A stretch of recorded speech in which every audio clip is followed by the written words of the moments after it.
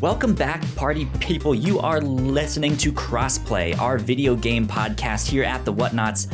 It is Saturday, January 30th, 2021, and coming up on today's show, Activision is resisting diversity hiring practices, and oh boy, that is not a good look. PS5 exclusive Returnal, which is the new game from developer Housemarque, has been delayed by about a month. And of course, dominating the news cycle this week was the whole GameStop stock fiasco. So we will be getting to all of that and more in just a sec. But right now, my name is Kyle Springer, and I am joined by Ignacio Rojas. Hey. And Alan Busby. Hello, friends and family. And foes. Indeed. How's it been going? Yeah. Ignacio, you've been building a PC. How's that been? Yeah, well, we talked about it last week that I was building out my PC, and actually I finished it right after we finished recording the podcast last week, because I only needed to connect a couple of wires to the power supply unit. And guys, it has been going great. It really is night and day comparing it to my old laptop. Yeah, it truly. It's a huge difference. It's so exciting, dude. How was cord management? That stuff sucks. I found the whole process to be relatively easy, because everything is made out to be very simple to do. Like you just plug this thing right here, put in this cable right here. It's all labeled out. Just look at either the instructions or a YouTube video. It's pretty simple, to be honest. Yeah. And even the cables for the power supply unit already come out divided for, you need this for the CPU, you need this for the motherboard, the GPU. It's all super simple. All right. Yeah. It has been going great. The power supply that I bought for my PC, or the one that I was going to buy, they ended up not having, because I bought mine this summer, like in the midst of the pandemic stuff. So I ended up buying another one, and it was one that would like I you guys know me. I like all the like fancy lighting and stuff like that. But I didn't need a power supply to have the RGB stuff. But this one had it, and it was like cheaper, and it seemed like it did all of the same stuff. And so I go to put it in, and oddly enough, it fits in my case, but it fits upside down. So you can't even see any of the RGB stuff. See, like it just doesn't work with that. It was just like, well, okay, I guess it works, but see, I'm the opposite. Like building my PC at the end of the year, I don't like the RBG. Like I don't like any of that stuff. Like right now, like in my current PC, like my fan and stuff, like it's not like a lot of color, but it has some color, and it kind of like shifts throughout the day. And because I can see it from where my PC is set up, and I just don't care about it. Like I see it and I'm like, why are you like this? Yeah. Me too. I mean, the thing that I realized is that every company is putting up lights into everything, into the RAM, the motherboard. When you go up looking for cases, there are two parts of the spectrum. You either get the most boring ones or the super fancy ones with RGB. And the price difference is like astronomical. Yeah. And it's so like, do you want to shop in the bargain bin, or do you want to go to like the Apple Store equivalent of exactly cases? Yeah. And so I didn't want to have any lights on my PC because I don't care, and also I don't want it to be lighting up my room when everything is dark. Yeah. And so I decided to not go with anything that had RGB. But then once I put everything into the case, I build it up, I turn it on. I didn't know that my motherboard had lights. Yeah. Like RGB lights that would stay on even when my PC was off. Yeah. And so the first thing that I did was to go to the motherboard. It's, I don't know what it's called, the BIOS or whatever, and turn it off. Yeah, the BIOS. Yeah. Gotcha. That's good. It's good to have a new computer. That like new computer feeling is just like, this is great. I like how Ignacio and I are on the opposite. Like Kyle's like, I want all the pretty lights, and Ignacio are like, can it just be one color and just not light up at all? Exactly. Yeah. Yeah. This is too funny. Alan, what's been going on with you this week? Nothing too much. Working, but I have been still playing my games. So I don't know if you want to move into what we've been playing, because that's where some of my stuff has kind of come from. We'll get to that in a sec here. Okay, well, the one thing I want to mention is on the Whatnauts Discord, on a little community, we had a really amazing just casual Whatnauts night on Thursday, and it was amazing. We found out, I can't lie, we found out Gino is a phenomenal liar and killed me out of nowhere and scared me. And it was a ton of fun, and doing stuff like that would be super awesome to keep up. Hell yeah. Yep. Yeah, that was good. As long as I'm a crewmate, because I'm a good crewmate.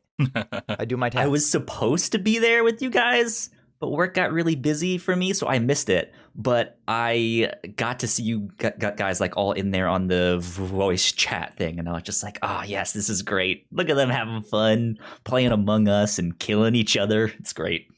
I want to mention Ignacio is very good at metagaming. He's very good at counting down to know when to call an emergency meeting so the killer cannot kill anybody. Depending on who you ask, either likes the strats or hates the strats. Yeah. Gino got so mad, and if we had done it one more time, we would have won. Well, Melissa, a great person, very, very insightful, not very good at getting her tasks done. That was the other thing that got us killed. Oh, good yeah. Stuff. So good stuff. Yeah, I'm glad you guys it was great. did that. Great. You guys did that indeed. If you guys, because I know we're hoping to do that more often down the road, or just kind of whenever. If you guys want to join us, you guys can find us on Discord, or just go to thewhatnauts.com/Discord, and that will take you right to the invite into our channel that's open for everyone. However, if you are also a Patreon supporter, you do get access to some like patron-only channels and stuff. So there you go. Maybe we'll set one of those up for next month or something. And if you join the Discord, you'll learn that Gino is really bad at checking the Discord. So incredibly bad. Really bad. Yeah, he's not here this week. He's off doing God knows what. I'm sure he's like blowing up a building or something. Who knows? Sure, let's put that out there.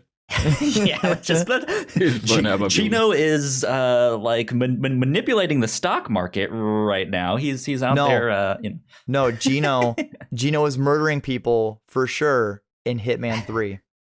Hey. Well, let's see. This week, my week, I got unexpectedly busy this week, and that sucked.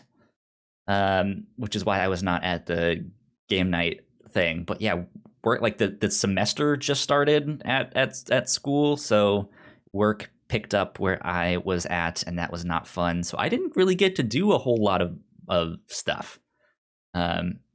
So that kind of leads into what we've been playing, because I haven't been playing anything. I've been playing nothing.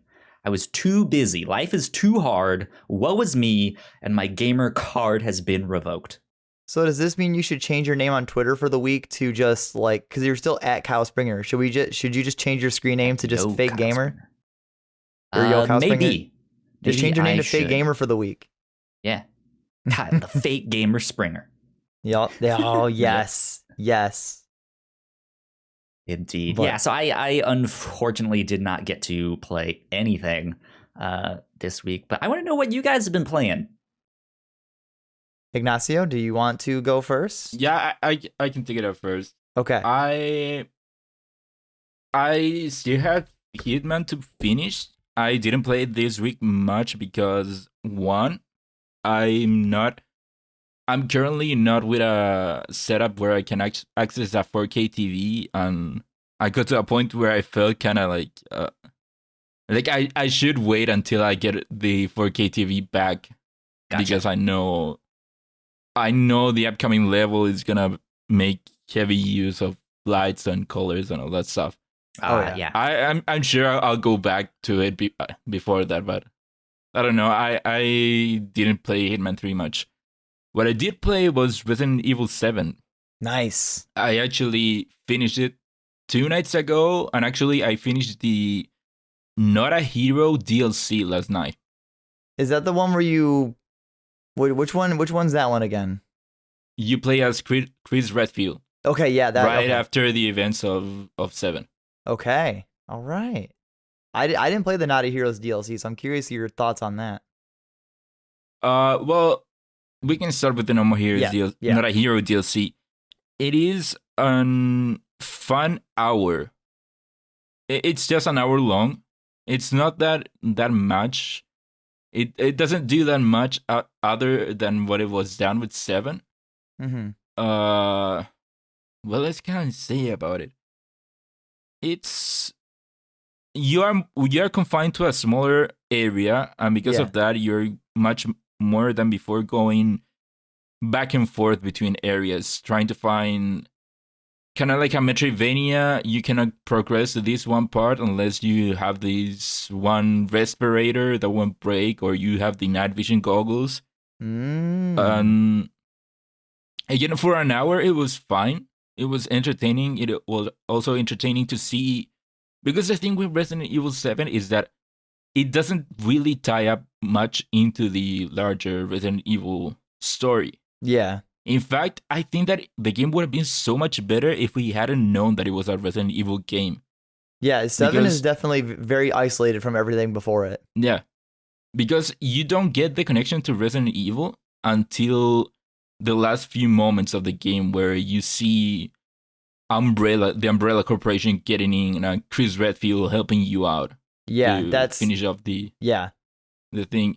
And then if you didn't know about the connection, because of that, all the papers that you start reading towards the end of the game would make so much more sense. Yeah. Because it starts talking about bioweapons, and this other company is creating a living bioweapon. And so you would be like, oh, it's not just Umbrella doing this. There's a whole world of other bad companies doing stuff like this. Yeah. And I think it would have been so much better to not have named it Resident Evil, name it something else, and then by the end of it reveal that it is in the Resident Evil universe. Yeah, like kind of just having the game be like, oh, it's Biohazard, and then when you finish not even the that game, because Biohazard is the name of Resident Evil in Japan. Okay, yeah. See, I'm kind of different. I like that Resident Evil 7 is still Resident Evil 7, and I kind of like that it's isolated because it kind of gives you a chance to explore different facets of the story instead of being like, oh, Resident Evil, oh, it has to follow Leon or Claire or Chris. I kind of like that you're Ethan, and with the Resident Evil 8, I still like that you're Ethan. Like, I kind of like that it's still Resident Evil, but it's new. It's kind of different from it's not connected to it specifically seems like anything they're before. like trying to fill out like a new section of their world of just like, yeah, you guys know all this stuff with Umbrella and that stuff, but over here it'll tie in every now and then, but there's stuff happening over here too. Well, yeah, like I like that about 7 a lot. It actually takes place several years after the incident of Raccoon City. Yeah. It's like in 2018, something like that's 2017, whereas the Raccoon City stuff happened in late 90s, early 2000s.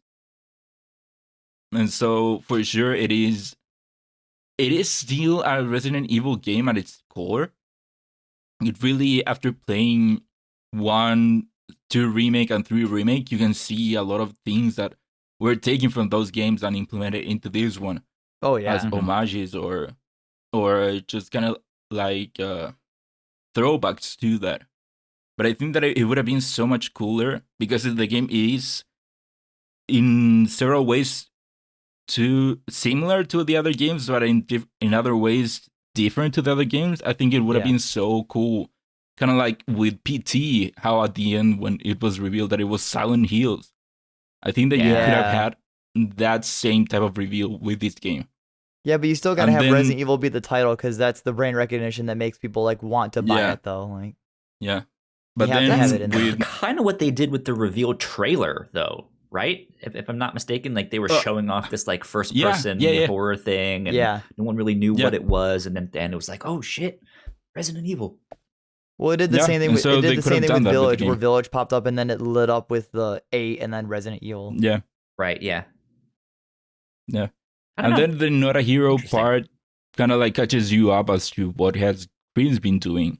He's now a part of Umbrella, but Umbrella was reorganized into, instead of being a pharmaceutical company, it's now a PMC, a private military something. And so Corporation or something. I don't know. yeah. And so his job is, or their mentality is that we want to clear up what was fucked up by Umbrella. Umbrella did so much wrong. We want to clean it up, Yeah. basically. We want to do good by people. However, And well, so that's you gonna do- work out. Yeah.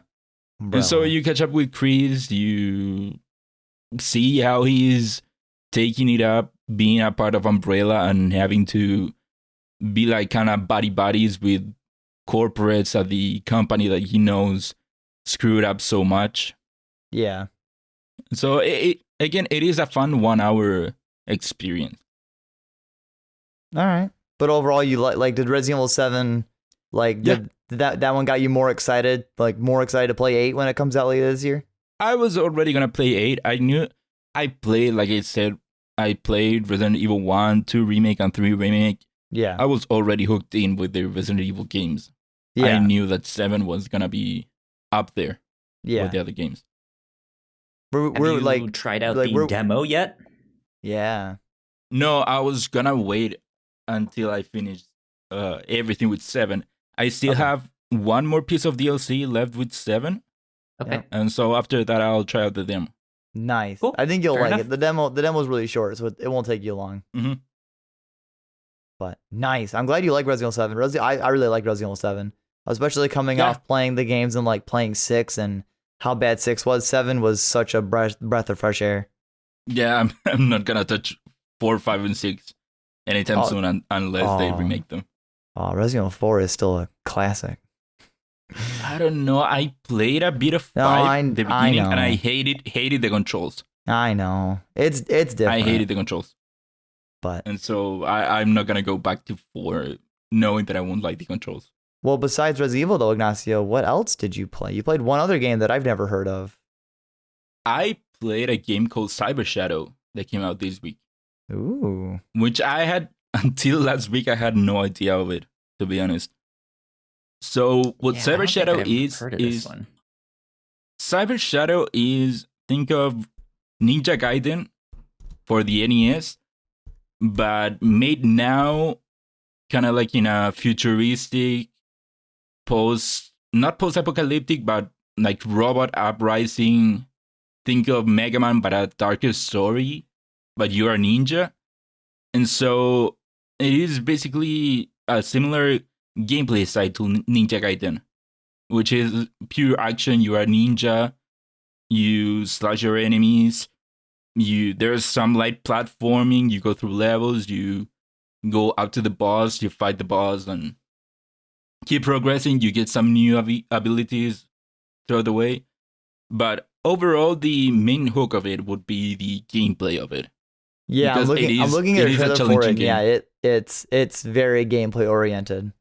Yeah, it's super gameplay oriented to the point that it is that kind of game where you'll die a lot, but you know that you fucked up somewhere. You Yeah. have to change up your strategy. Yeah, it pretty much looks aesthetically and mechanically just like old Castlevania, the Curse of the Moon games, Shovel Knight. It looks Mhm. literally a carbon copy of those with its own spin on it.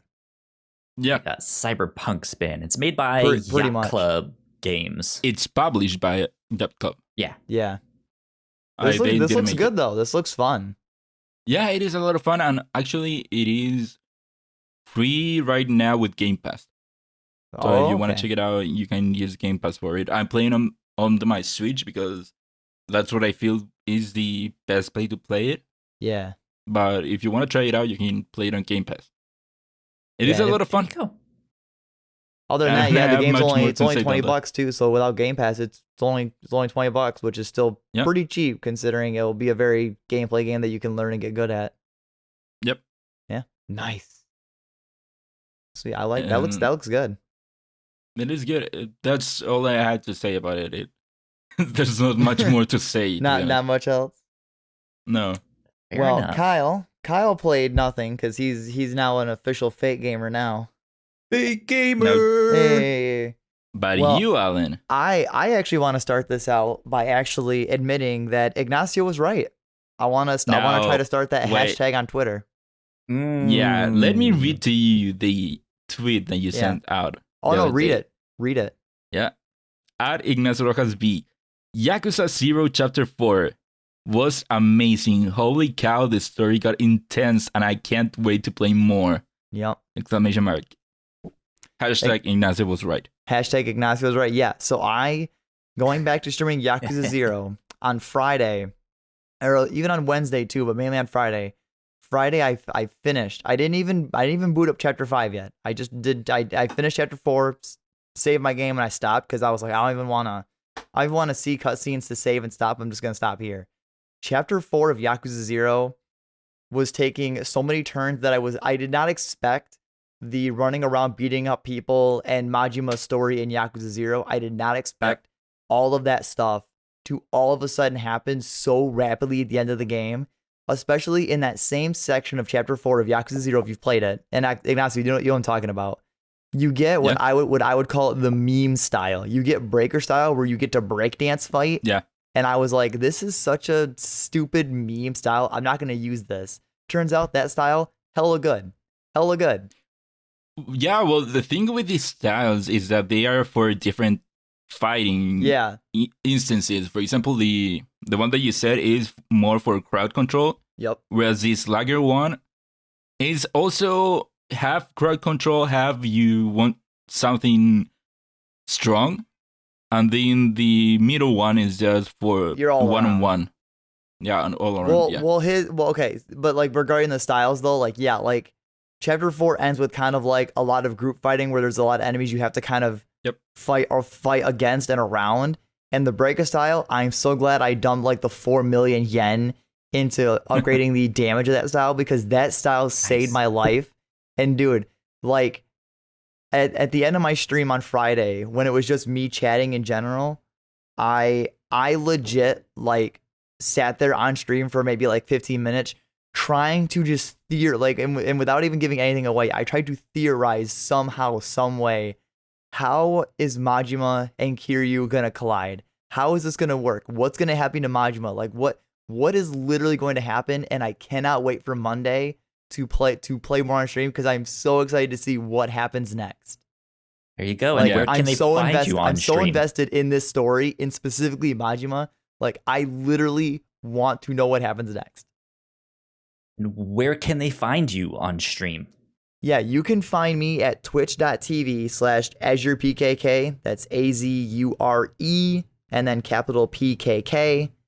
Good reference to the .hack games of the PlayStation 2. And I stream there every Monday, Wednesday, Friday at 6:30, where we're going to be getting hyped and probably beating up more fools in Yakuza 0 and seeing what is literally going to happen. So Ignacio, you were right. I was kind of like, oh, Yakuza 0 is kind of like whatever, it's fun. And it was kind of like, oh, it's just kind of a whatever game I'll play. But like now I'm like, I'm so glad you were like, hey, start with 0. It's good. Yeah. Dude, that's the thing with Yakuza games where there is always, in all of these games, so many moments where you go, oh man, let's go. Here we go. And that's chapter 4 has one of those moments right towards the end. Oh yeah, it's a let's go kind of moment. Yeah, and also I'm glad you think that of chapter 4 because chapter 4 has I would say the only low point of the game, which is towards the middle of the chapter where you're Majima and you have to go to the other club and try to get the other girl to join your club and all that stuff. Yeah. That's, I would say, the only low point of the game, where I talked about it at one of the podcasts, where that was the one slow moment that I felt in the game. Yeah, that because you're talking about like the whole phone call thing where you're kind of running to place with the girl, right? Oh, and that one too, yeah. Okay, yeah, well, yeah. So Number both two. those moments are not really that great, but I want to bring up the point where you're on the phone with the one girl trying to kind of get information out of her that then leads to the big moment at the end of the whole chapter. That moment, while not exciting, I thought was great because literally that part is kind of like a lull of like, okay, haha, whatever, we're doing this, we're hanging out with her, we're trying to get information out of her, and it's not quite working.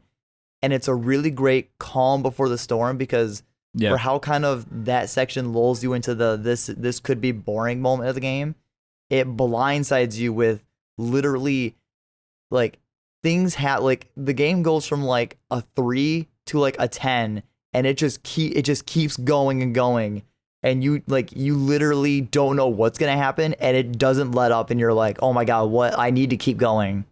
So I like that part because it's a great lull before the game just slaps. What's really funny is my only frame of reference for this is I've played through Yakuza Kiwami.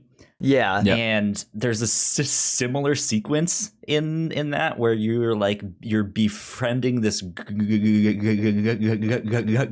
girl who works at a club. Yeah. And at first it's kind of strange. It's like, what are we doing here? Like, why are we why is this even in the game? And then it was just like, you know what? This is kind of ridiculous and stupid, and I like it. But then by the end of the game, it got even more ridiculous, where there was a scene where Majima is dressed up as her, and you're like getting to talk with him. And then by the end of the game, if you complete that storyline, she's like, wow, like you've been such a great friend to me. And then she gives you this gift. And it's literally like a 2-minute long live action video of some actress that the game starts playing of her in underwear, just like rolling around in the bed. It's just like this like 2-minute long softcore porn. And it's just like, what is this? This is ridiculous. That's what I love. That's what I love about Yakuza in general, where you can have story moments like the one at the end of chapter 4. Yeah, but you can also have ridiculous stuff like that. Well, now, I mean, like so dumb. I mean, like even before things get intense, you literally the lull part where you're hanging out with the girl is so mundane and boring. Yeah, and that's where you get the breakdancing style. So it just seems so like that whole section seems so pointless because you literally hang out with her. And it's like, oh, let's go disco, and then you see these dudes turf dance battling over a bridge. And Majima watches them, and he's like, I think I could incorporate some of those. And it just seems so stupid, and then it just flips the coin on you. Yeah. Whenever they get the new style, it's always so funny. Oh, but yeah. Kyle, actually, I don't want you to mention anything about Majima that you know. Ooh. Sure. So it's been long enough where I would need to go back and like what happened in that game. So I don't know how the rest of Yakuza 0 will go, and that's fine. I'm excited to find out. All I can say right now with my impressions is for what I have played of Yakuza 0, I don't really give a crap about Kiryu. I think Majima is like 10,000% more interesting right now than Kiryu was in chapters 1 and 2. Like, it probably changes, and I get that, but like right now, Majima is infinitely more entertaining and interesting to me than Kiryu was. Kiryu is big himbo energy. He just is this like big dumb guy. But then what happens in I guess Yakuza Kiwami is he does the whole like lone wolf and cub thing. Yeah, that's all I'll mention with that, and that is one of my favorite tropes of in books or movies and stuff like that. I'm just like, that's great. Dad who probably shouldn't be a dad, but is still a dad. Yeah. That's the thing with Kiryu. He, as a character, isn't always that interesting, but the interesting thing about him is always the characters around him and his relationships to them. how he affects their relationship or how it changes and all that stuff. Yeah. His story, I would say it's still interesting in Zero, but maybe it will take a couple of chapters until you feel that with Kiwi. Till I get, I figure I'll come around to Kiwi at some point. Sidetracking from Yakuza, the only thing I want to mention about Dragon Quest XI is my only other game that I played. Since I wasn't here last week, I did finish and I platinum Dragon Quest XI, and that's its own whole thing and everything else. I had to beat the super boss of the entire game. And the one thing I want to mention is I'm going to do a small video series. I'm going to work this weekend and throughout the week on a video project on YouTube where I was going through it because I also played Scott Pilgrim, but I didn't think that needed to be mentioned because it was kind of small and whatever. And I noticed something. PlayStation trophy rarity, like gold, silvers, and bronzes, and like the rarity of the trophies are, they don't make any sense. They make literally 0 cents. Interesting. And like I was going through a lot of my trophies, and I want to do like a video series on it of how trophy rarity and like what you need to do to get certain trophies that, like, I guess the example I'll give is like there's one trophy in Dragon Quest XI where you have to get appearance altering equipment. And literally to get one piece of equipment, you have to do literally almost every single thing in the entire game. And you have to beat not the final boss, the super boss of the whole game for this one piece of equipment. And that trophy is a silver. But in Scott Pilgrim, just beating the game, any difficulty, just beating the game with Scott one time is a gold. And you're like, what? This is wildly different conditions. One is way harder and takes like 100+ hours. The other one takes maybe like 4 hours. And one's a silver and one's a gold. And like I was going through a lot of my trophies, and I realized that I was like, man, these rarities don't make any sense. So I'm gonna try to make a small video series on it, and hopefully you can check that out at my YouTube channel at Land Donut, because I will have it there, and I want to complain about how much I love trophies and how much they don't make sense. And that's all I wanted to throw about Dragon Quest XI, because shit don't make no sense, yo. Shit make no sense. I don't pay enough attention to trophies to really notice that stuff all that much, but well, I never noticed it till recently. It's like, what? Yeah, they got some issues every now and then. So there's some of these rarities don't make any sense. Crash Bandicoot, get all insanely perfect relics, silver. Fucking what? Go. All right. Well, let's get on into housekeeping. Did you guys hear it that time? Kyle, I hear it every time. Yeah, well, I guess you weren't here last week. Yeah. So I did finally figure it out again about how to let you guys hear all of the jingles and stuff like that. Nice. So that's housekeeping item number 1. But after that, if you guys did not know, we have multiple podcasts here at the Whatnauts. You guys can find out more information on our websites, which is thewhatnauts.com, as well as your favorite podcasting platform of choice. Just type in the Whatnauts and all of our shows will pop up right there. This past week, Gino joined us on the review show, and we got to talk about The Queen's Gambit. That Netflix drama series all about chess. That was a lot of fun, and it was a good show, and I'm glad he made us watch that. So, Alan, you're next. We'll have to get you on that show soon, because you've also already joined us on the Captain's Log. Yeah, and Ignacio, we'll have to get you back on. Like I said, you already know I'm going to throw you an anime. You get ready. Oh yeah. I'm ready. I'm ready indeed. If you guys like what we do, patreon.com/thewhatnauts is where you can support us for as little as $1 a month. We have a $3 tier where you guys can get all kinds of exclusive content. We have finally recorded our next Patreon exclusive show. I will be working on that tonight and tomorrow. So be on the lookout for that. By time this goes public, it should already be up on our website if you are a $3 patron or above. And that is our 2021 video game fantasy draft. We did that. That was a lot of fun. I forget the name of the website that it was, but there was a lot of games media people out there all using the same one. But yeah, we will be checking back in with that throughout the year. So again, if you want to check that stuff out, patreon.com/thewhatnauts is where you can get that. Big shout out to our Patreon supporters at the $5 tier. So thank you, Sam, so much for helping us out and supporting us on Patreon. We love you a lot for that. Thank you. And last but not least, we have finally made it to affiliate status on Twitch, which means that you guys can now support us on Twitch if you would like. You guys can go to twitch.tv/thewhatnauts and you guys can subscribe. Tier 1 subscription, I think, is like $4.99 a month.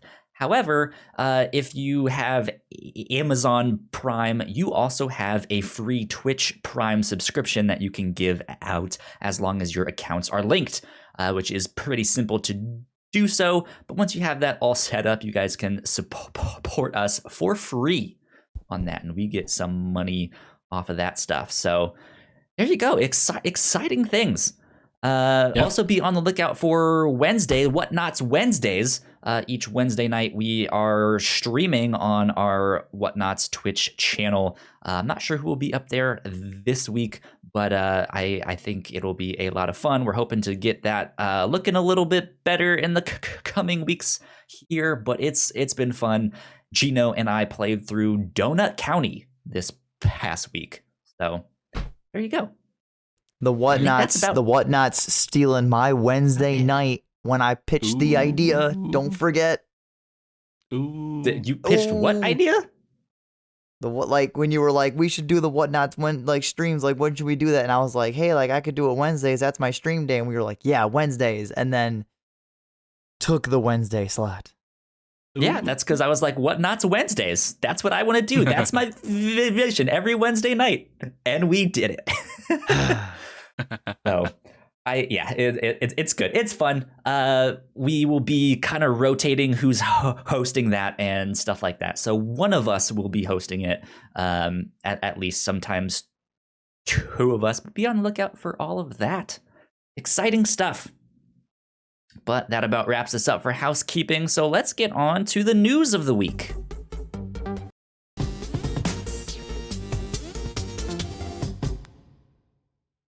There we go. Alan.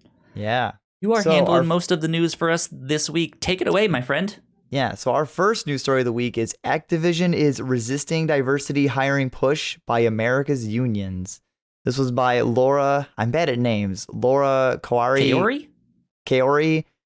Gurley, and Patrick Klepek. Mm-hmm. So earlier this month, the AFL-CIO, the country's largest labor federation, submitted shareholder proposals asking Activision Blizzard and Electronic Arts, good old EA, to adopt policies mandating the inclusion of qualified women and people of color in the initial pool of candidates and considered for open positions.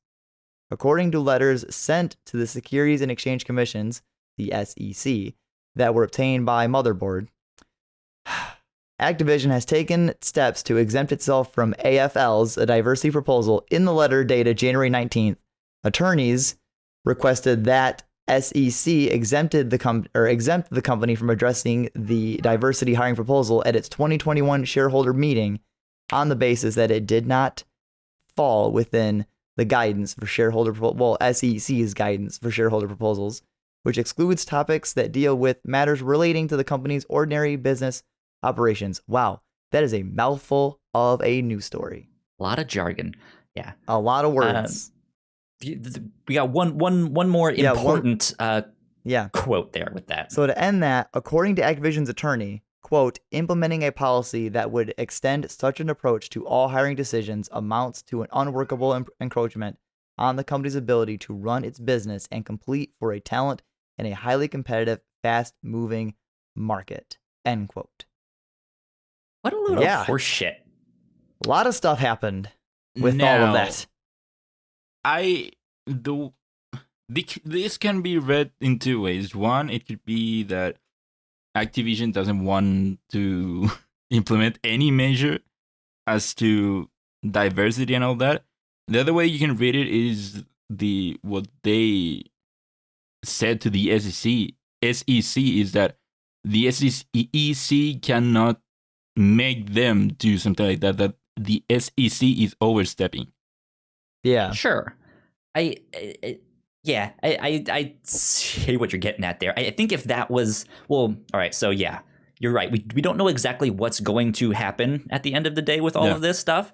I think if like it's a simple solution to be like, hey, yeah, like we want to have diverse hiring practices and stuff like that. In fact, we're going to be taking these steps to do so. However, we're not going to be implementing the one that the SEC has recommended. Like, I think something like that would have been fine. But all right, yeah, cool. Yeah. But it just seems like bad PR move to be like, it's going to be unworkable. The PR dev did not do them any favors. Yeah. I mean, the title itself, it already paints them as bad. Yeah. But one way to look at it is if I say, Kyle, you have a company, and I come to your company and I say, hey, you have to do this. You have to hire these type of people, this amount of people, yada, yada, yada. And you say no, because this is my company. You have not a say in what I do. It could very well be them not wanting to do diversity hirings. It could be that.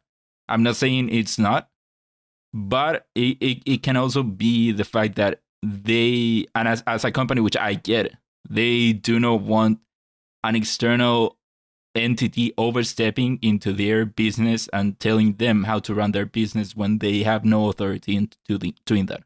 Yeah. Again, it could very well be that they don't want to do diversity hiring, but it could also be the other part, which is it is that they are overstepping, apparently. So I want to read one more excerpt from the article that I think is also important to keep in mind.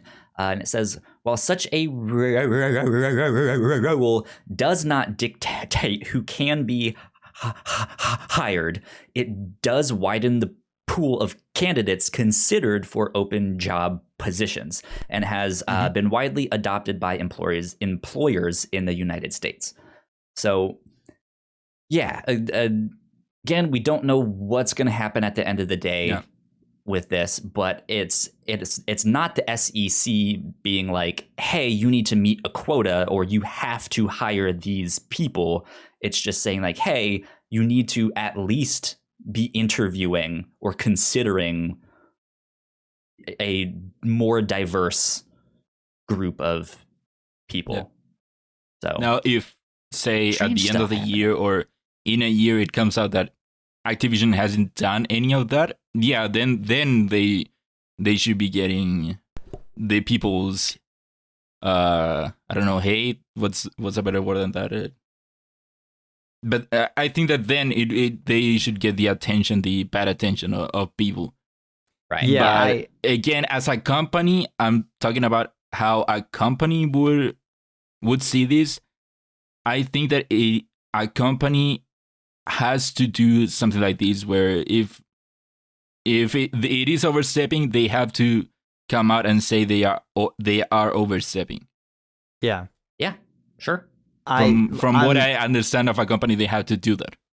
Yeah, I'm only speculating here on my part because I'm not too much of a business person, but like I know implementing a lot of really big changes and stuff like that in a big company and everything else, all of that takes quite a bit of time and effort.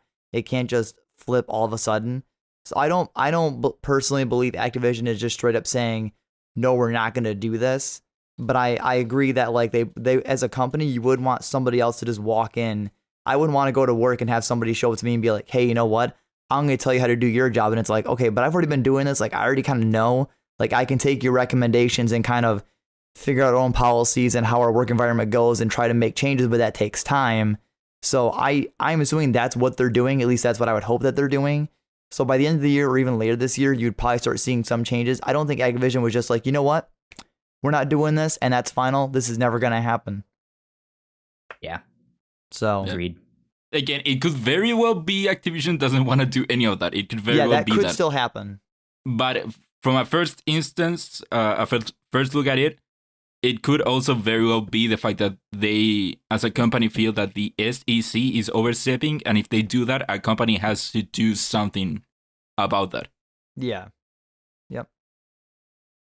Indeed. A sticky wicket, as they call it. Yeah. Good old We'll see sticky in a wicket. year, or yeah, we will see in a year if they have done anything or not, and I think that's when, or not necessarily a year, and I don't know if has there anything come out from if- Activision. If nothing changes, you'll hear about Yeah. this probably later in the year. This will probably come up Yeah. again if nothing ever changes.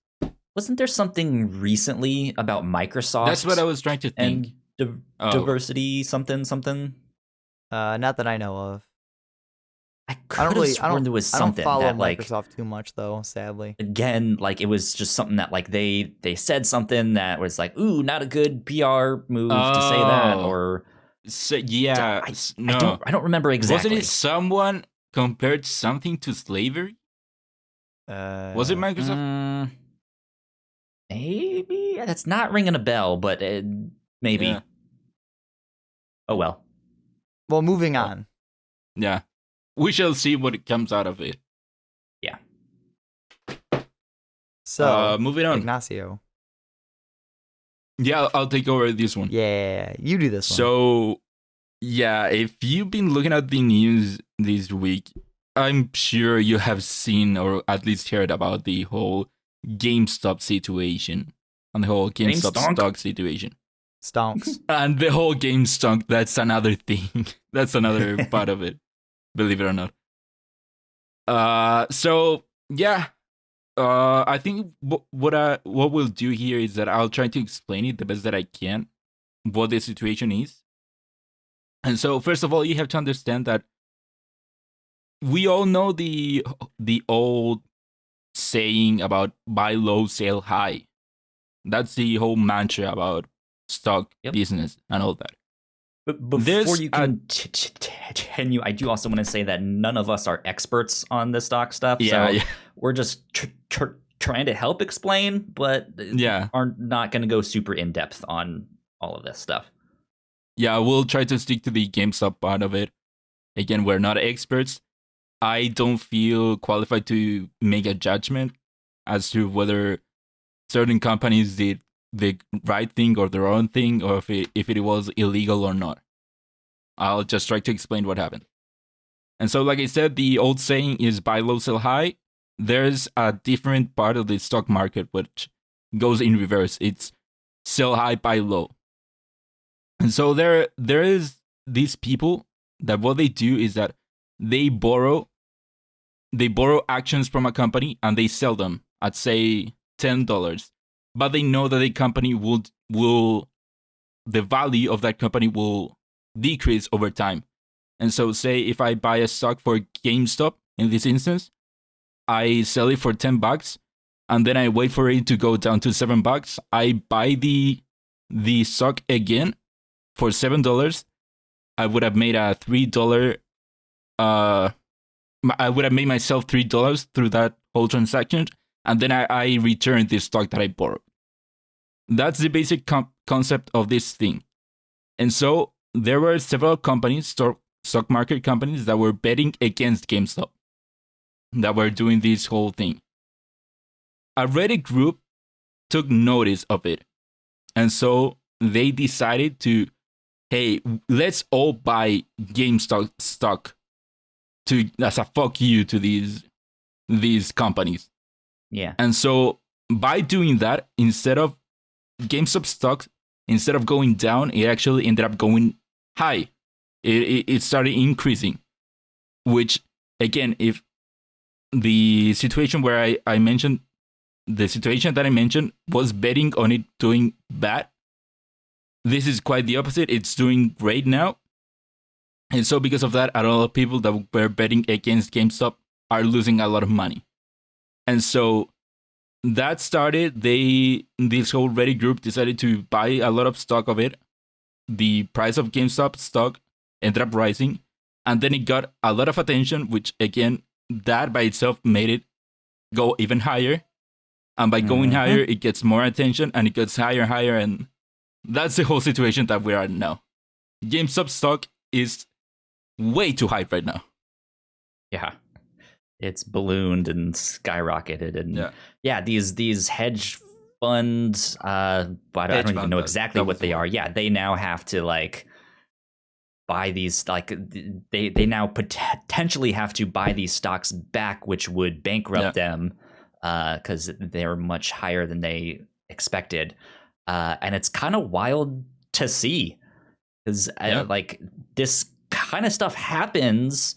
It's usually these hedge funds and these like multi-billion-dollar corporations that do things like this, and it's never really something that the people have seen, but or that like a group of people has done and stuff like that. But it like that's the thing, like that this ultimately is like it all just has to do with the stock market and Wall Street and all that stuff. It just exploded on GameStop's lap. It ultimately has nothing to do with them. They are caught in the middle. It has nothing to do with them. There are other companies that are also in the middle of it. AMC, Build-A-Bear, all companies that it wasn't because it was a good financial decision. It was, like they say, for the lulz. I mean, I have a quote right here from the Reddit group. Let me see if I can find. Okay, here it says. Only emboldened traders on WSB, which is the Reddit subgroup. Quote, can't stop, won't stop, GameStop. A person wrote. That's good. Yeah. Man, so this whole thing has been wild. Exploded to a degree where now lawmakers have to look into it because, to be honest, this is all. It all kind of started like a joke and a fuck you to the hedge funds. It could very well produce an economic bubble that could burst. Yeah. Oh, yeah. Something. It could have will very happen. bad consequences. It will probably not end up being good for some of these people, these random people that invested, or these hedge fund. Like something is going to happen. We don't know what that will be yet. It could be some major change in legislation about how the stock market works. We don't know. But yeah, they essentially found a loophole for a loophole, and they've been exploiting that and being like, "Fuck you, Wall Street." Some people are just trying to get rich, man. Some of us just want to get rich, you know. That's the thing. They found a loophole, and then the floodgates opened up. Yeah. And that's the thing. It is like a bubble. It will. If you look at the GameStop stock prices, it has been going up and up and up to a very high degree, a ridiculously high degree considering it's GameStop. Yeah, it will probably double at some point. Yeah, I checked it. I checked it really fast. Like the GameStop stock right now, like in the NYSE, is like $325, and the GameStop Corp in Mexico is like 6.6 grand. Ooh, goodness gracious. So let's focus in a little bit more on GameStop in particular. What does this mean for them? Because that's one of the things I haven't heard people talking about much, or like, hey, I'm employee number 390 something that works at GameStop. Here's how this is affecting me. Like, so from what I understand, I think basically GameStop has gotten this big infusion of money, right, from all these stocks. That's right. I'm no expert. That's why I wouldn't say yes or no as to that, because if I already bought a stock in GameStop and I sell it to you, I don't think GameStop gets any of it. So I don't know how many of those are new stocks, how many are traded stocks. I couldn't tell you if it's good or not.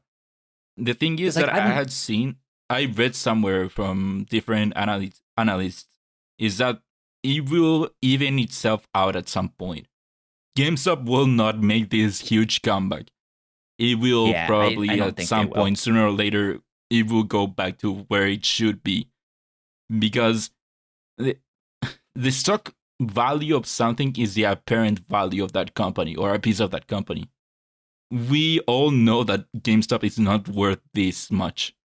Yeah. And so at some point, reality will catch up to it and it will end up going back That makes sense. Especially when you think about like digital game sales are continuing to skyrocket, especially in the midst of this pandemic. Like that's been the way of things for at least the past 5 years, if not longer, right? Yeah. So I'm curious what this all means for GameStop and if they can do something with this. And again, as someone who doesn't fully understand the stock market, I would hope that GameStop is getting some of that money. If anything, if they themselves are selling some of their stock, that this then gets them a huge infusion of money and that they could turn it around somehow, the whole company situation. Yeah. That would be best case scenario for them. It's like I feel like I've learned in the past week more about the stock market than I ever have in my entire life. Yeah. So man, I so wish I would have bought GameStop stock when it was so low. I did consider it at some point. I would be rich. Like I like now I'm interested, but now it's also like 300 something, right? Like what you just said, or $325. You're like fluctuating wildly, but because the thing is that this isn't natural. It's like you have this old PC which day after day is getting slower and slower, and you say, oh, it will die out maybe next week, and then for whatever reason it starts doing great. It's running everything great. It's not natural. Man, Ignacio, you got to give a more realistic example. An old PC doesn't just suddenly get better. Well, a company doesn't start doing great out of nowhere either. Hey, if a bunch of people throw money at it to invest in it and do stocks, the more you invest in it, the more capital the company gains, which then affords them more money to invest into the company to do better stuff. That's what I'm wondering about. That's there. like I don't know exactly. I'm not like a big stock. I don't follow the stock market, but like I understand what I would consider like a very base level of stock and capital, but not like enough to make a call on anything. I want to know what GameStop is going to do with this. Like, can they spin this somehow? Reggie, you're on the board of directors, right? Yeah. Like, how can you make this happen? So here, make this into a good thing. Here's a specific thing about stocks that like I'm kind of curious about with GameStop. So like, if a bunch of people bought into all the GameStop stock, that obviously the more stocks that are bought and purchased and invested into the company, that's what also makes stock prices rise up, right? So the thing is, if a bunch of regular people, not like corporations, however, like rich people invest into GameStop, and everybody does that, and they coordinate it with the Reddit or anything else, and the stock price obviously shot way up. But when the stock price shoots way up, GameStop does have all this extra money to invest into the company. But then if everyone coordinates it and just sells all those stocks, that money GameStop would have from being invested into, they now have to then pay back out to the people that invested into it, which then would cause GameStop to have more problems than be worse off than where they were. Well, two points as to that. One, again, the thing that I said before, I don't know how much of the money GameStop is getting because, again, if I have a stock in GameStop and I sell it to Kyle, I don't know. I don't think GameStop gets any of it. It's just GameStop is getting many owners right now, or owners are changing hands. Ownership is changing hands. And then to the other part of it is that you said if they coordinate, that's where it gets a little bit iffy and illegal. Yeah. Well, no, there's nothing illegal about buying stocks and then selling your stocks back. That's technically that's not not really. illegal. That's not the coordinating part. That's illegal. Well, yeah. But like, that's when it's tough to figure out coordinating. Like, if no one really makes provable contact of coordination, and everyone just like, there's nothing super suspicious of people buying a bunch of stock and then being like, oh man, it's worth a bunch of money, I'm going to sell it. Everybody would do that. That doesn't mean everyone coordinated. It just means everyone was like, oh, I'm going to make a lot of money, I'll sell my stock. So it's really hard to prove if it was specifically, quote, coordinated, or if everyone just wanted to just make money. Well, the stuff I've been hearing, and we'll wrap this up in a sec here. But the thing that I've been hearing is, it's in this kind of legal gray area, I think, but it's not that the like banding together and being like, hey, let's all go buy GameStop stock, like that part isn't necessarily illegal. What could have been illegal is if this was all like private stuff. But the fact that it's on Reddit, like a public forum, it's just like, hey, like this is open for anyone. Like, there's no collusion, right? Like.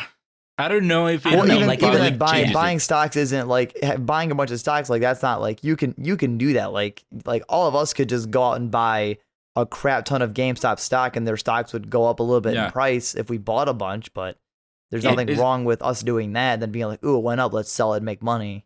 The way that I understand it is that if the illegal part here is the illegal term, the general legal term is that if people coordinate in a way to increase the prices of something or to dictate a certain price of something, like in the case of collusion, if two companies decide, hey, we'll both set our prices really high, that's illegal. But if two companies decide to get that there on their own, that's not illegal.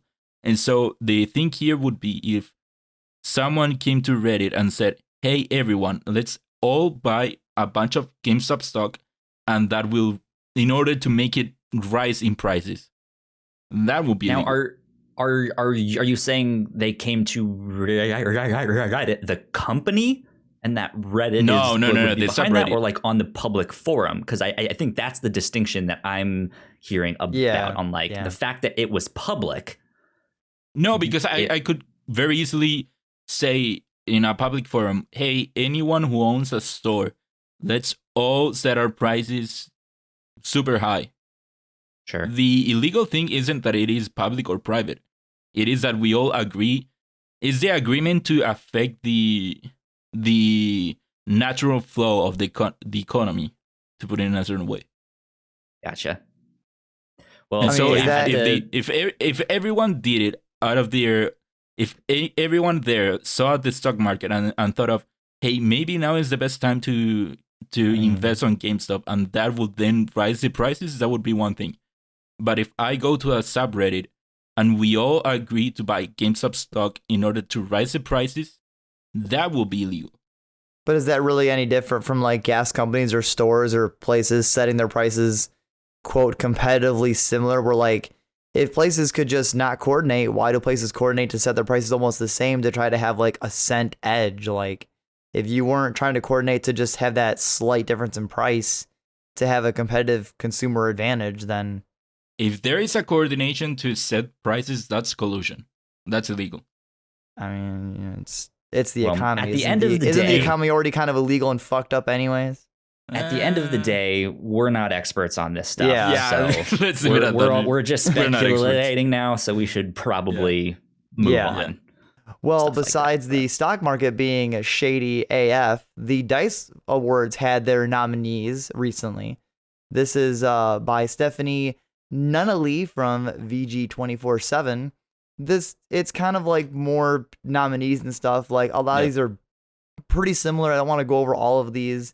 You've got your classics like Game of the Year. Obviously, it has Last of Us Part 2, Hades, the standard games that were big hits of this year. The one looking through it that I thought was interesting that we have here in our notes is the Outstanding Achievement for Independent Game, which is Coffee Talk, Hades, If Found, Kentucky Route Zero TV Edition, and Noita. Noeta. Sure. I have not heard of any of those except for Hades. So I thought that was kind of cool that those were games I had not really ever heard of before. But other than that, it's your classics: Last of Us, Half-Life Alyx, Ghost of Tsushima, Marvel Spider-Man Miles Morales. Games that you are big from last year that you have probably already heard 1,000 times everywhere. Yeah. What's neat about the DICE awards is that these are all voted on by developers. So like games industry journalists and stuff like that, or us, just podcasting about that. We don't have a say in this stuff. So it's the people who actually work on these games being like, holy shit, man, Ghost of Tsushima, that was badass. You just vote for yourself as a developer. Well, I think my game was pretty outstanding. No, I don't think you can do that. No, I don't know. That was a joke. But I only picked out 5 categories to put in the doc. There are many more, of course. If you go to the article, you can see them. The only one thing that I want to bring up is that the Game of the Year selection seems to be more in line to other Game of the Year nominees compared to last year, where you of course got the infamous win of Untitled Goose Game. That's right. Oh, yeah, that's right. I forgot that was in there. It won last year. That's right. And so I'm a bit surprised, or maybe that's how the year went, that the Game of the Year selection for this one seems to be either more safe or more in line to what we got elsewhere. I think it's the same list as the Game Awards.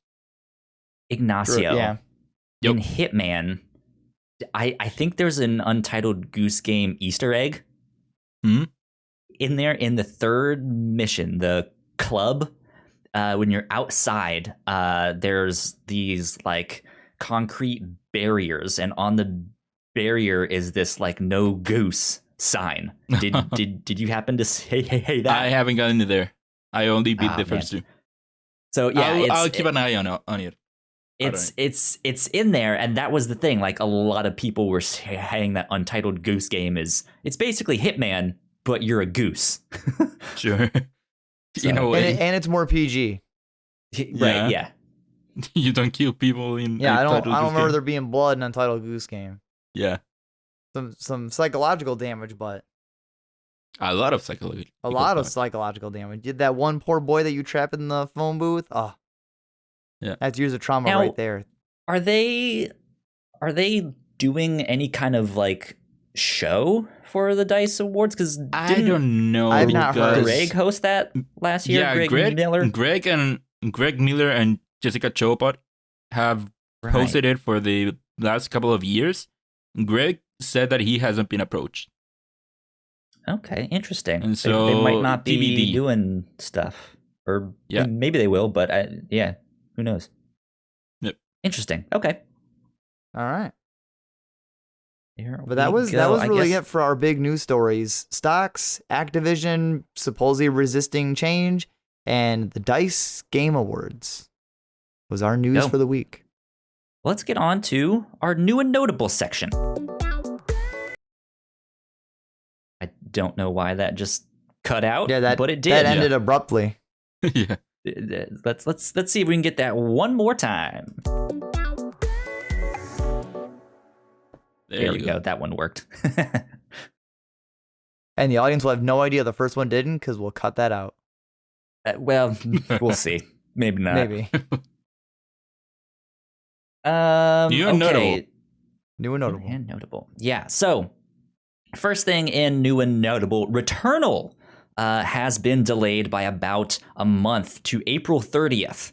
This was supposed to be out March 19th, I believe. This is the new PS5 exclusive from Housemarque Games.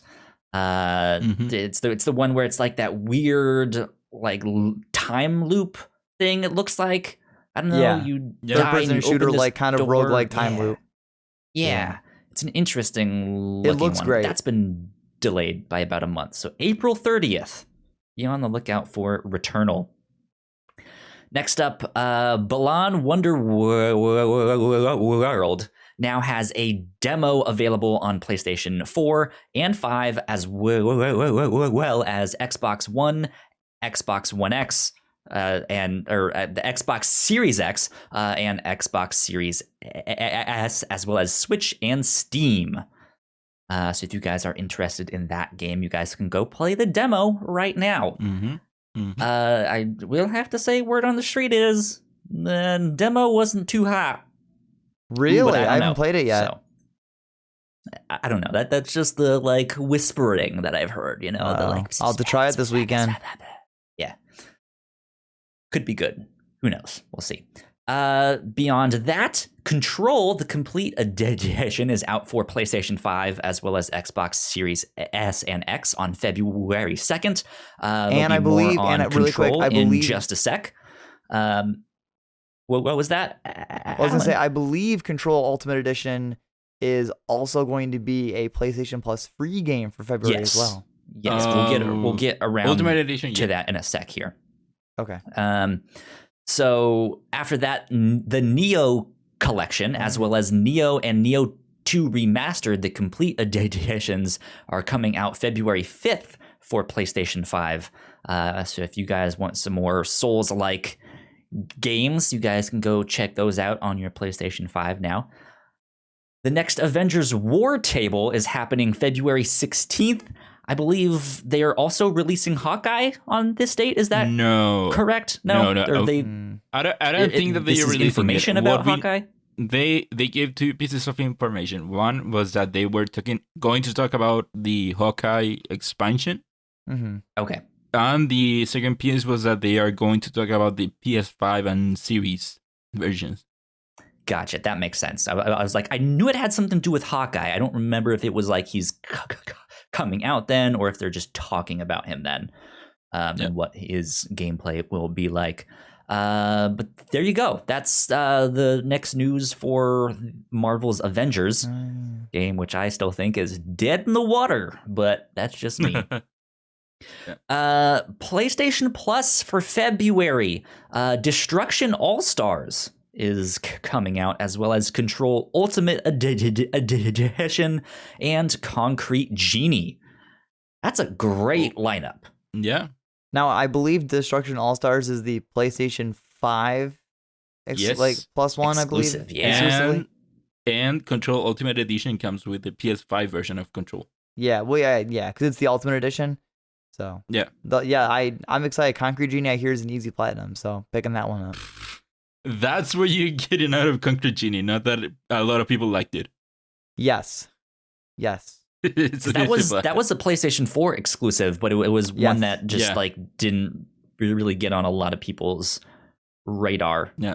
And I already have the platinum for Control, so I can't pick that one up for that. So I also have the platinum for. No, wait, I don't have it. See, I'm not that interested in Control, but would this give you the platinum on PS5? That's a good question. You know what? I might pick it up and find out, because I have my save file complete on the PS4. Yeah, we'll see. Also, we'll see. Destruction All Stars. That's one that we knew since November. And yes, so I'm glad that they are keeping up with. To be a full price game. Oh yes, $20, sure.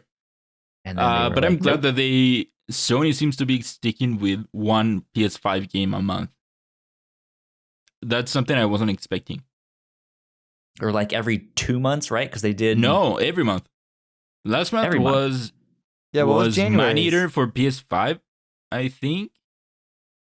December I don't remember, and then November was December was Bugsnax. Bugsnax. That was November. Was it? December. It bled into December, because Bugsnax was from the middle of November to the middle of December. I'm fairly positive that there has been one every month. And it is Man-Eater,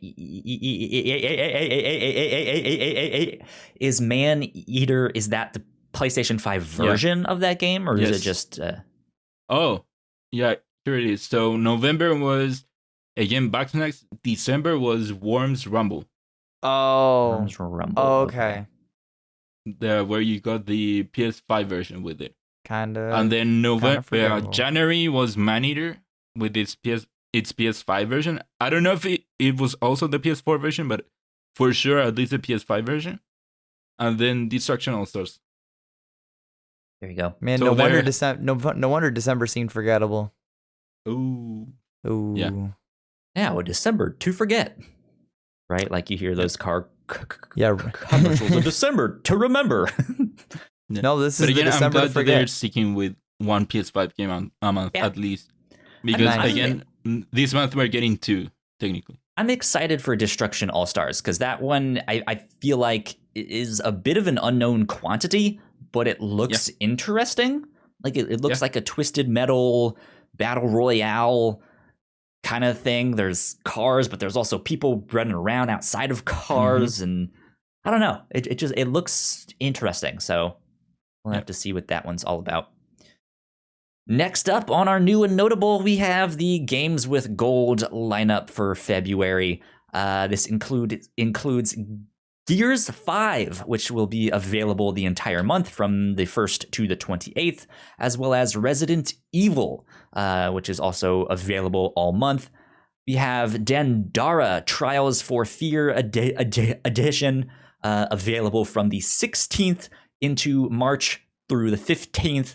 And then we have Indiana Jones and the Emperor's Tomb available from February 1st to the 15th, as well as Lost Planet 2 available from February 16th to the 28th.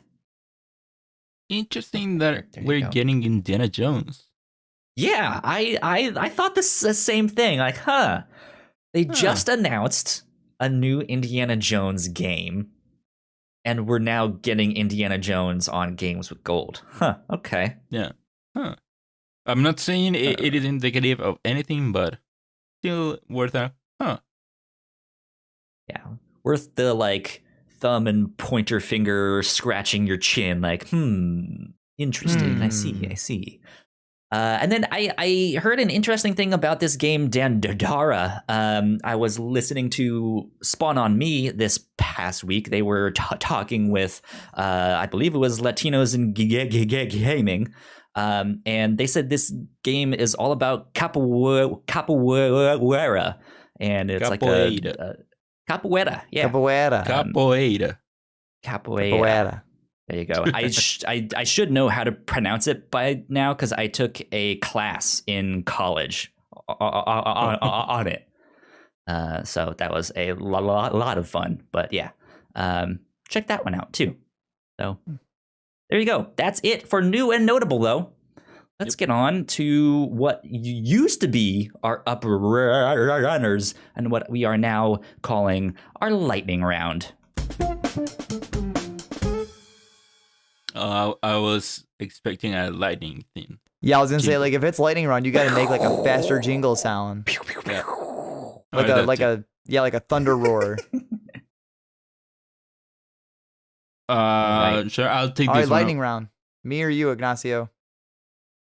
Me? You? Ignacio can take this one. We agreed that I was gonna do it. That's right. It's been a long Okay. day. Okay, I've been up since like 5. In the morning or Yeah, in the morning. I've been up for 13 hours at Oh. this point.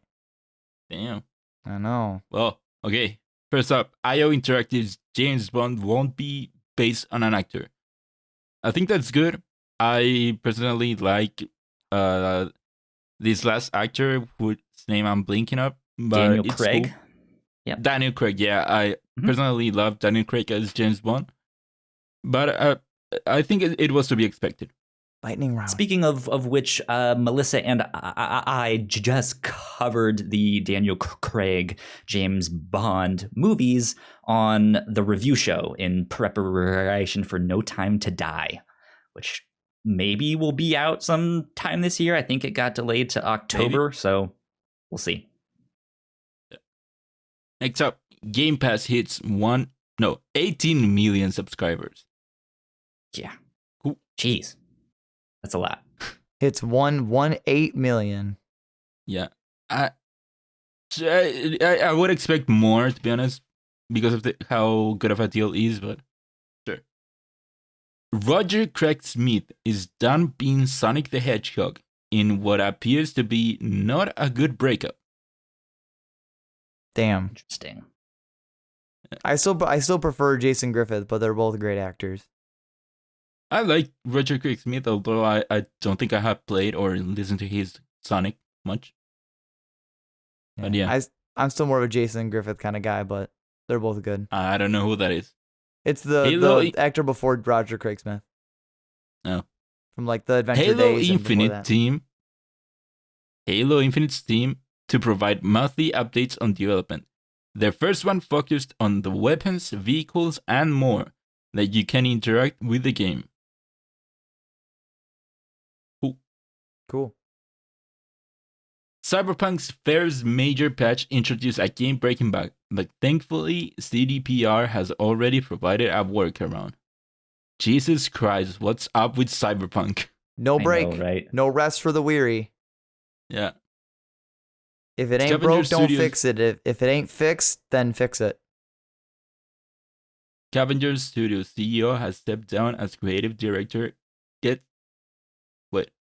Scavenger Studio has stepped down as creative directors. Get suspended for a culture of toxic abuse at the studio. Yeah, they have hired an Sorry, go ahead. They have hired an external audit firm to conduct an independent workplace assessment of their company's culture and practices.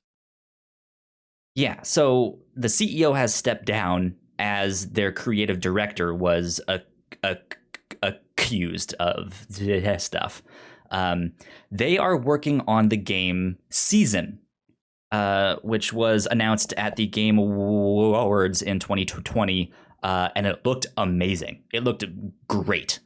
And that the art style was wonderful. I like it. We all came away being like, that game looks wonderful, and now we get this news, which is kind of depressing. So, And finally, Ninja Theory announced that they will not be adding any more content to Bleeding Edge as they focus on other projects.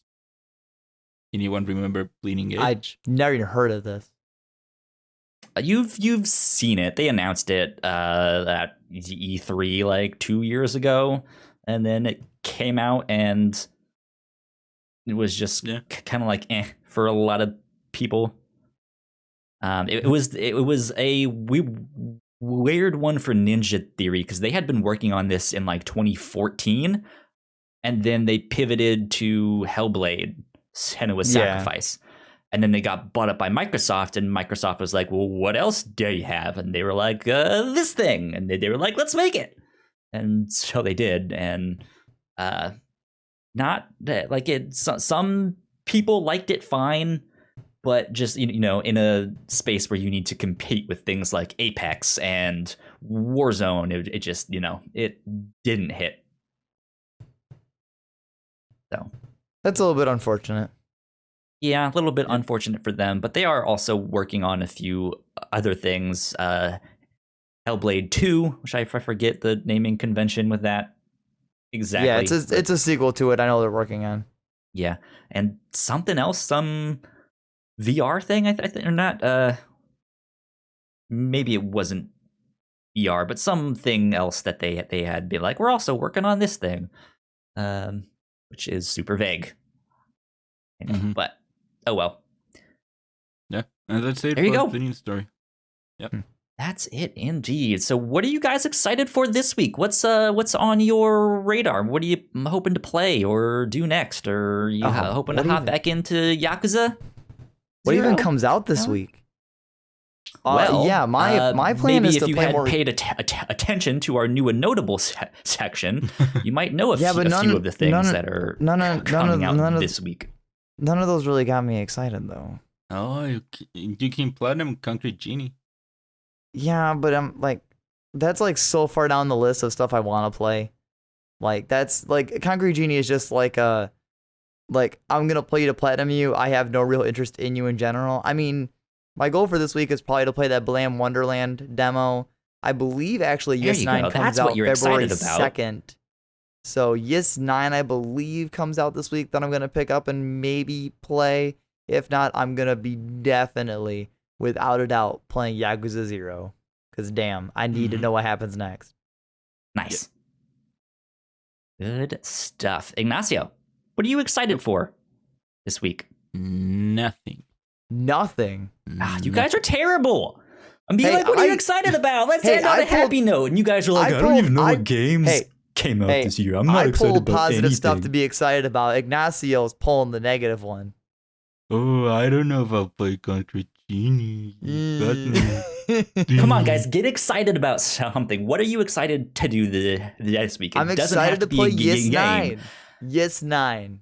Yes, you already mentioned Are you that. sure it's pronounced like that? You know, I don't know how it's pronounced actually. I think Yes, it's Yees. East. I like Yes? Yes. I don't know. I don't know. God, what are you excited Yeah, about? what you bring the positivity. Yeah. Man, I just started season 3 of The Sopranos, so I'm excited to continue with that. That's been wonderful so far. I beat Hitman. I'm excited to go back into that. I'm excited to keep playing through Halo 3, I believe is the one I was on. Yeah, Halo 3. Are you almost done with hopefully it I can now? beat that. Yeah, we got through like 3 or 4 missions when we streamed it. So I just don't know how think close you were to being done. I'm a little over halfway. There's that stuff, and I still am interested in trying out the medium. Yeah. So there you go. That's what I'm excited for. Kyle's this actually week. excited about more than we are, Ignacio. Maybe we're the bland potatoes. Nah, What I'm saying. excited for both of us. Okay, let's see. Ignacio, where can they find you on the internet where you will not be excited about things this week? Well, they can find me on Twitter at Ignacio Rojas B. That's IGNACIOROJASB. And Alan. You can find me over at Twitter as well, because I already mentioned the Twitch page earlier in the episode, but at Twitter, I am at Alan Busby, ALAN. Don't get confused with LLEN. And follow me on Twitter, because sometimes I retweet other people's thirsty art for some reason. Why would you do that?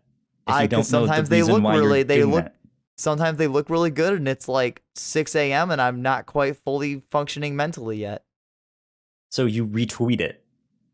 Yes. Okay. There you go. If you want thirsty art, go follow Alan.